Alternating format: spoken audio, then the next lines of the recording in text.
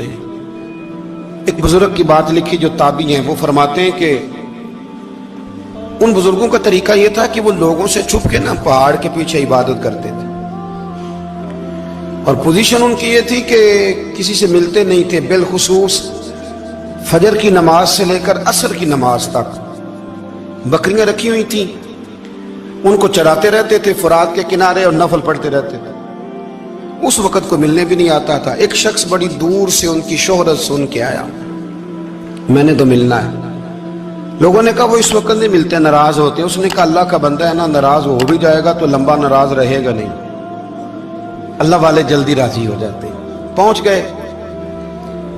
اب وہ بابا جی نماز پڑھ رہے تھے تو کہتے میں نے عجیب منظر دیکھا کہ بابا جی فرات کے کنارے نماز پڑھ رہے ہیں اور ایک بھیڑیا ان کی بکریوں کی حفاظت کر رہا ہے۔ سبحان اللہ۔ کہتے میں حیران رہ گیا کہ بھیڑیا تو بکریاں کھایا کرتا ہے اور یہاں چرا رہا ہے۔ کہتے میں جب گیا تو بابا جی نوافل میں مشغول تھے، مجھے دیکھ کے کہنے لگے اس وقت کیوں آئے؟ میں نے کہا حضور اگر آئے گیا ہوں تو پھر مہربانی کرے قبول فرما لیں۔ میں بیٹھ گیا تو میں نے کہا حضور یہ بھیڑیا بکریاں چرا رہا ہے، بھیڑیا اور بکریے کی صلح کب سے ہو گئی؟ تو فرماتے ہیں لمبی تقریر نہیں، ہلکا سا جملہ۔ فرمانے لگے جب سے بکریوں کے مالک نے رب سے صلح کر لی ہے نا، تب سے بھیڑیوں نے بھی بکریوں سے صلح کر لی ہے۔ بکریوں کے مالک نے رب سے صلح کر لی، گناہ چھوڑ دیے، اس کی فرما برداری میں آ گئے۔ اب پھر اسے بکریاں چلانے کی ضرورت نہیں رہی، بکریاں نہ اب بھیڑیا چراتا ہے۔ کہتے ہیں میرے اوپر کپ کپی طاری ہو گئی بزرگوں کی بات سن کے، اور مجھے پیاس لگی اور خواہش آئی کہ پتہ نہیں اب بابا جی کچھ کھلائیں پلائیں گے بھی کہ نہیں، بابا جی کچھ کھلائیں گے بھی کہ نہیں۔ کہتے میرے دل میں خیال تھا تو بزرگوں نے ایک لکڑی کا پیالہ، ان کے پاس وہ غار میں بیٹھے تھے تو ایک چھوٹا سا پتھر تھا، اس کی ڈھلان بنی ہوئی، بابا جی نے اس کے نیچے لکڑی کا پیالہ رکھا، وہ رکھا ہی تھا تو وہ دودھ سے بھر گیا۔ کہتے انہوں نے مجھے دیا تو ٹھنڈا اور میٹھا دودھ، میری طبیعت خوش ہو گئی۔ بابا جی نے دوبارہ وہی پیالہ اسی جگہ رکھا تو شہد سے بھر گیا۔ 1000 سال پہلے داتا صاحب لکھ رہے ہیں، کہتے مجھے دیا۔ میں نے فوراً کہا، میں نے کہا حضور یہ دودھ تو گائیں بھینس دیتی ہے، پہاڑوں سے تو نہیں نکلا کرتا، اور شہد تو شہد کی مکھیاں دیتی ہیں، پتھروں سے تو نہیں نکلتا، یہ آپ کہاں سے نکال رہے ہیں؟ تو کہتے ہیں وہ قرآن مجید پڑھنے لگے۔ وَإِذِ اسْتَسْقَى مُوسَىٰ لِقَوْمِهِ، جب موسیٰ کی قوم نے ان سے پانی مانگا، فرمانے لگے موسیٰ کی نافرمان قوم پانی مانگے، حضرت موسیٰ پتھر پہ ڈنڈا مارے تو اللہ وہاں سے 12 چشمے جاری کر دے۔ جو رب حضرت موسیٰ کی نافرمان قوم کے لیے پتھر اور پہاڑوں سے چشمے نکال دیتا ہے نا، وہ محمد عربی کے غلاموں کے لیے پتھر اور پہاڑوں سے دودھ اور شہد بھی نکال دیا کرتا ہے۔ وہ بزرگ کہنے لگے بس بات یہ ہے کہ آج بھی ہو اگر ابراہیم کا ایمان پیدا تو آگ کر سکتی ہے انداز گلستاں پیدا۔ کہنے لگا حضور پھر میرے لیے بھی دعا کریں۔ آپ فرمانے لگے پھر دعا نہ کرا تو مدینے والے کی غلامی شروع کر، تو نبی کریم کی غلامی شروع کر، تو رسول پاک کی غلامی شروع کر۔ ایک بات علم، پھر فرمایا اللہ رسول سے محبت، پھر فرمایا حضور کی غلامی۔ اس سے سارے مکاشفات کھلیں گے، اس سے سارے مشاہدات کھلیں گے، اسی سے کرامتیں ملیں گی، اسی سے مقبولیت ہوگی، اسی سے اللہ نبی کی بارگاہ میں درجہ ملے گا۔ پھر داتا صاحب آگے بڑھتے اور داتا صاحب فرماتے ہیں صوفیاء کی ایک جماعت ہے جو کہتی ہے ہم نے تو کبھی اپنی زبان پر دکھ بیان ہی نہیں کیے، ہر شے اپنے رب رسول کے حوالے کر دی، ہر شے اللہ رسول کے۔ اور داتا صاحب کہتے ہیں کچھ ایسے بھی ہیں جو دعا بھی نہیں مانگتے، لوگوں کے لیے مانگتے ہیں، اپنے لیے نہیں مانگتے۔ آپ دعا کیوں نہیں مانگتے؟ تو کہتے ہیں اللہ کو تو پتہ ہی ہے ہمیں کیا چاہیے، اسے تو پتہ ہی ہے۔ ایک بزرگ کی بات لکھی ہے داتا صاحب نے، میری جماعت میں مزاج ہے کرامتوں کا، مجھے وہ ساری باتیں بھی آتی ہیں کہ ایک بندہ کراچی سے آیا، داتا صاحب حاضری دی تو اس کی لاٹری نکل آئی، یہ بھی مجھے آتی ہے، لکھی پڑھی ہے میں نے، کتابوں میں ہے یہ بھی۔ ایک بندہ، یہ ساری باتیں آتی ہیں کرامتوں میں، بڑی ساری چیزیں لوگ بیان کرتے ہیں کہ میں وہاں آیا اور میں نے حاضری دی تو موج لگ گئی، یہ ساری باتیں آتی ہیں۔ ہمارے پرانے بزرگ اور بھی قصے سنایا کرتے تھے، ساری ہمیں چیزوں کا پتہ، پر جو عنوان ہے نا وہ حضرت شیخ ابو نور کہتے ہیں کہ ایک بندہ داتا صاحب کے مزار پہ گھوم رہا تھا، داتا 10 روپے دے، 10 روپے دے، 10 روپے دے، تو ایک بندہ بڑی دیر سے اسے دیکھ رہا تھا، وہ کہنے لگا داتا نے تجھے کیا دینا ہے، ادھر آ میں دوں۔ اس نے 10 دیے، बंदा बड़ा हसीन था, हंस पड़ा, कहने लगा दाता तेरे भी सदके जाऊं। दिन आने लगा तो मुनकर से ही दिलवा दिए, जो नहीं मानता उसी से दिलवा दिए। वो बड़ा परेशान हुआ, मैं और चक्कर में था, इसने मेरे ऊपर ही जड़ दी है बात। कहने लगा दाता तेरे सदके जाऊं। तो ये सारी बातें किताबों में मौजूद हैं, लोगों ने अपने अपने मुशाहिदात जो जिसके साथ पेश आया उसने बयान किए हैं। बहुत सारी बातें काबिले बयान हैं, पर जो उन्वान है मैं उस पर रहना चाहता हूँ। दाता साहब रहमतुल्लाह अलैह फरमाते हैं, हमारी तालीमात हैं कि अपने दुख दर्द दुनियादारों से बयान नहीं करने, सवाल का दरवाजा लोगों के सामने खोलना। अल्लाह वालों से कहेंगे कभी कहना होगा तो, दुनियादारों से कहना।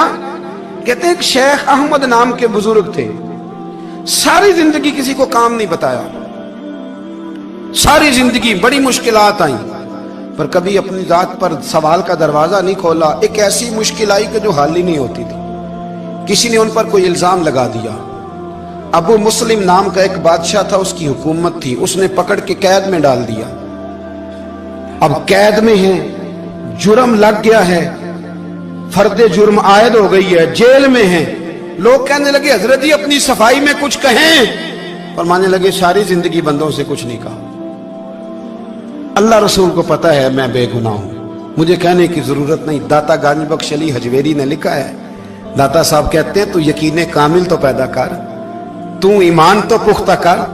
दाता साहब कहते हैं वो अबू मुस्लिम जो बादशाह था वो नेक आदमी था, उसे रात को ख्वाब में नबी करीम की जियारत नसीब हुई, और हुजूर सैयद आलम सल्लल्लाहु अलैहि वसल्लम फरमाने लगे तूने अल्लाह का एक नेक बंदा जेल में डाल दिया, डर नहीं आता, वो तो बेगुनाह है।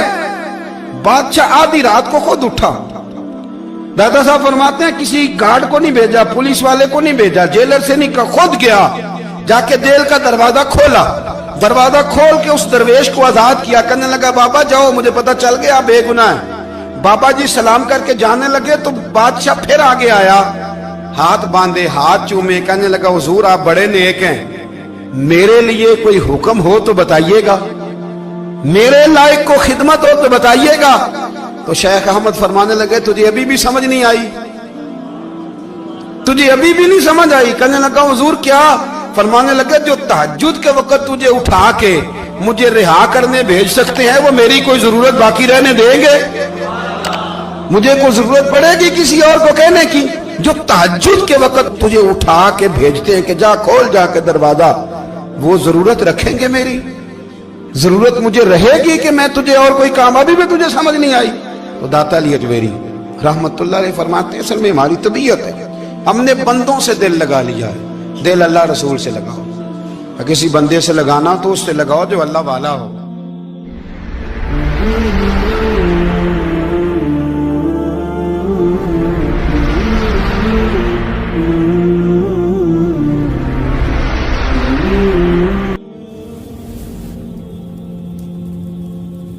ये वाला रंग तेरे अंदर कोई नहीं।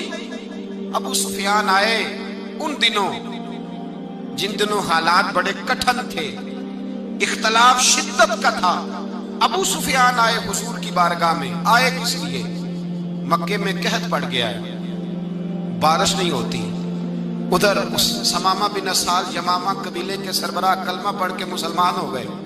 सारी गंदम उस कबीले से आती थी। समामा कहने लगा तुम मेरे मुस्तफा को नहीं मानते, कोई गंदम नहीं, भाग जाओ। एक बारिश कोई नहीं, दूसरी गंदम कोई नहीं। अबू सुफियान तड़प के दरे रसूल पे हाजिर हुए। अभी थोड़े दिन गुजरे हैं, ओहद में हुजूर के दांत शहीद किए। अभी थोड़े दिन गुजरे, हुजूर को सताया है। अभी थोड़े दिन गुजरे, हजरत अमीर हमजा का कलेजा निकाल के चबाया है। अभी थोड़े दिन गुजरे, हजरत अनस बिन नजर की गर्दन काटी। अभी थोड़े दिन गुजरे, अब्दुल्ला बिन जहाज के टुकड़े किए। अभी थोड़े दिन गुजरे, हुजूर को सताया है, तड़पाया है। पर हजरत अली शेर खुदा फरमाते मैं मानने वाला उस रसूल का हूं, इसके दांत शहीद हो गए। ओहद के अंदर सारी दाढ़ी लहू से भर गई। फरमाते मैं रो पड़ा और मैंने कहा महबूबा आप नहीं मुझसे बर्दाश्त होता, दुआ करें अल्लाह इन पे अज़ाब नाज़िल करे। उठाए हाथ, आप दुआ करेंगे तो अल्लाह तबारक व तआला दो पहाड़ियों में पीस डालेगा। हजरत अली कहते हैं मैंने अर्ज की तो हुजूर ने हाथ उठाए और दुआ क्या दी, अल्लाहुम्मा हदी कौमी फइन्नहुम ला यअलमून। ऐ अल्लाह मेरी कौम को हिदायत दे दे, ये जानते नहीं ये क्या कर रहे हैं। अल्लाह इन्हें हिदायत दे। یہ اخلاق حسنہ کا معیار. تھوڑے دن پہلے حضور کے ساتھ یہ رویہ. ابو سفیان اب بے حال ہو گئے, بچے بھوک سے مرنے لگے, جانور پیاس سے مرنے لگے. ابو سفیان چھپتا چھپاتا کہنے لگا چارہ کوئی نہیں, مصطفیٰ کے پاس جانا ہی پڑے گا. ابو سفیان مدینے پہنچ گئے. جب پہنچے نا تو ابو سفیان کی اپنی صاحبزادی حضرت ام حبیبہ ام المومنین تھی, رسول اللہ کی زوجہ تھی. ابو سفیان جب آئے تو حضرت ام حبیبہ کے پاس سیدھے ان کے گھر گئے بیٹی سے ملنے. حضور کا بستر بچھا ہوا تھا. حضرت ام حبیبہ حضور کی زوجہ ام المومنین بستر بچھا ہے. ابو سفیان بیٹھنے لگے, جناب ام حبیبہ کہنے لگی ابا جی ٹھہر جائیں. وہ ٹھہرے تو بستر سمیٹ دیا. کہنے لگے بیٹی شاید تیرے گھر میں کوئی قیمتی بستر نہیں, غربت چھپانے کے لیے بستر سمیٹ رہی ہو. جناب ام حبیبہ کہنے لگی ابا تو مسلمان نہیں نہ ہوا, ابھی تیری سوچ کافروں جیسی ہے. تو یہاں آ کے کھڑا ہونا جہاں میں کھڑی ہوں, پھر تجھے رسول اللہ کی محبت کے رنگ کا پتہ چلے. تو ابھی کھڑا وہاں ہے جہاں تجھے کفر ہی کفر سنائی اور سجائی دیتا ہے. بستر اس لیے نہیں سمیٹا کہ معاذ اللہ کم قیمت تھا, میں نے اس لیے سمیٹا ہے کہ تو نجس ہے, ناپاک ہے, ابھی کلمہ نہیں پڑھتا. اور یہ اس رسول کا بستر ہے کہ جو بستر میں موجود ہوتے ہیں تو جبریل امین قرآن لے کے تشریف لے آتے ہیں. ذرا وجود اس قابل نہیں کہ یہاں بٹھایا جائے. نبی پاک صلی اللہ علیہ وسلم کی بارگاہ تک ابو سفیان آئے. ابو سفیان کہتے ہیں مجھے امید نہیں تھی, ابھی سوچ نہیں نہ بدلی تھی. کہتے ہیں مجھے امید نہیں تھی, میرا خیال تھا وہ شکوے کریں گے, شکایتیں کریں گے, وہ کہیں گے تم نے بھی تو بڑا کچھ کیا ہے نا. ابو سفیان کہتے ہیں میں قربان جاؤں, میں نے یہ رنگ دیکھا تو مدینے کی فضا ویسے ہی بڑی ٹھنڈی تھی, لیکن مصطفیٰ کریم کے ساتھ جب میں نے بات کی تو میرے وجود پر گریہ طاری ہو گئی, میرے اوپر کیفیت طاری ہو گئی, میں تڑپنے لگا. کہتے ہیں میں نے کہا محبوبہ میں آیا ہوں, آپ کا کلمہ پڑھتے ہی سمامہ نے گندم بند کر دی ہے, بارشیں رک گئی ہیں, مکے کے لوگ بھوک اور پیاس سے مرنے لگے ہیں. محبوبہ بیٹیاں روتی ہیں, یا رسول اللہ مائیں ان کی چھاتیوں میں دودھ خشک ہو گیا ہے, بچے بلکتے ہیں. ابو سفیان کہتے ہیں میں دشمن تھا, سارے مکے کے لوگ دشمنی کرتے تھے, لیکن جب میں نے یہ لفظ کہے نا اچانک میری نظر اٹھی تو مصطفیٰ کریم کی تو آنکھیں آنسو برسا رہی. کہتے میری بات بھی مکمل نہ ہوئی, حضور نے پہلے رکا منگوایا, سمامہ کے نام فرمایا پہلے تو انہیں غلہ اپنی مرضی سے دیتا تھا, اب تیرے نبی کا حکم ہے کہ پہلے سے بڑھ کر تو انہیں غلہ دینا ہے. اور پھر میرے مصطفیٰ نے ہاتھ اٹھائے.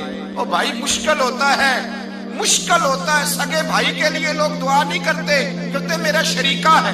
ساس بہو کے لیے بہو ساس کے لیے دعا نہیں مانگتی, کہتے اختلاف ہے, لوگ لوگوں کی زندگی نہیں مانگتے, بیماری میں شفا نہیں مانگتے. ابو سفیان کہتے ہیں آمنہ کے لال تیرے قربان جاؤں.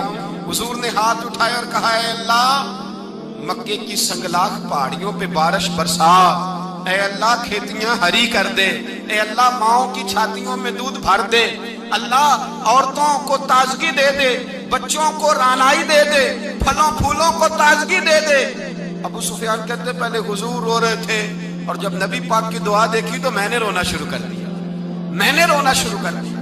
کہتے واپس آیا تو وہ احساس کہ یار یہ میں کس شخص سے مل کے آیا ہوں, یہ کس قسم کے آدمی سے مل کے آیا ہوں, یہ کیسا رنگ ہے, یہ کس قسم کا انداز ہے کہ جس کو میں پتھر مارتا رہا وہ میرے لیے دعائیں لے کے بیٹھا ہوا ہے, جس کو ساری زندگی ستایا ہے وہ میرے بچے کے لیے روتا ہے, میری بیٹی کے لیے اس کی آنکھ میں آنسو ہیں, وہ ہمارے لیے تڑپ رہے ہیں. میرے بھائیوں ابو سفیان کہتے ہیں پھر دوسرا جلوہ میں نے تب دیکھا جب حضور مکے آئے, اور میں تو آخر تک لڑنے آیا تھا نا, حدیبیہ تک.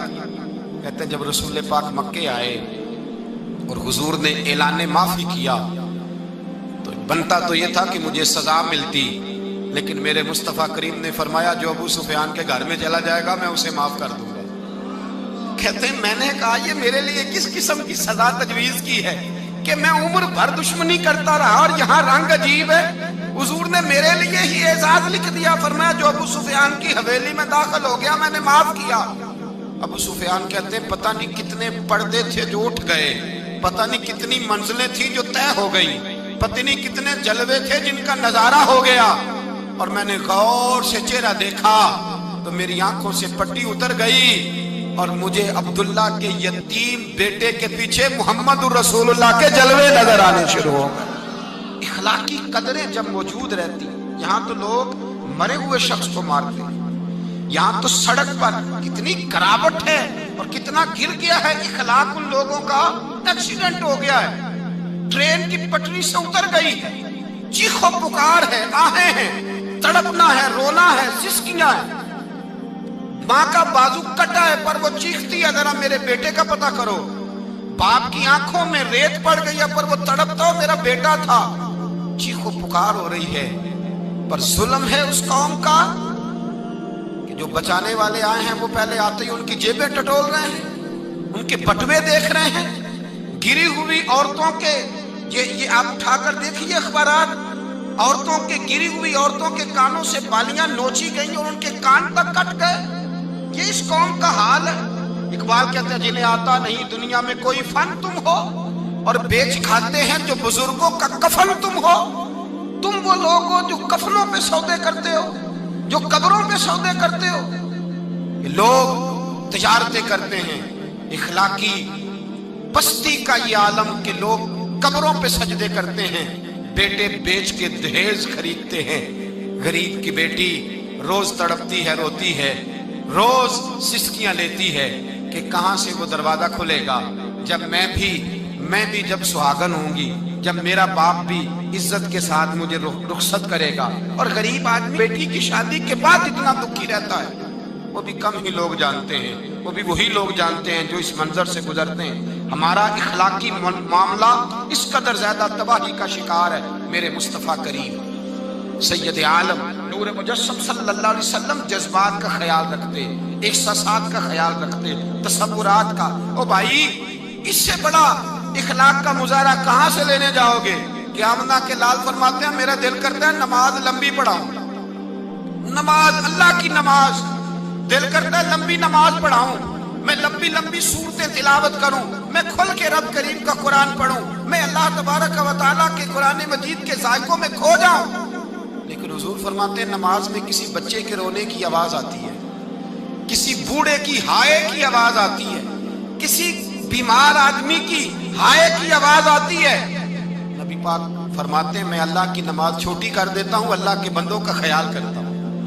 میں رب کی نماز چھوٹی کر دیتا ہوں، رب کریم کے بندوں کا خیال کرتا ہوں۔ خدا کے بندے تو ہیں ہزاروں، بنوں میں پھرتے ہیں مارے مارے، میں اس کا بندہ بنوں گا جس کو خدا کے بندوں سے۔